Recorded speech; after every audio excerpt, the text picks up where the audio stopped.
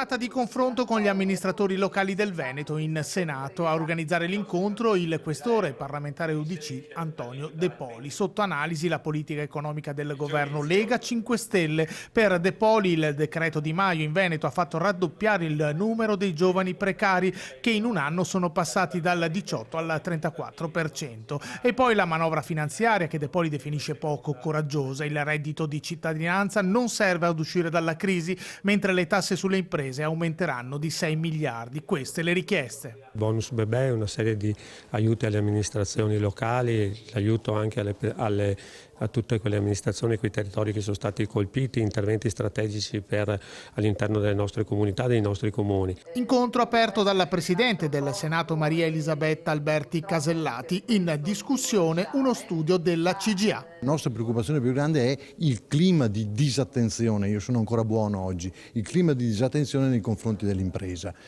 Qualcuno parla di ostilità, mi fermo alla disattenzione sperando che diventino più attenti.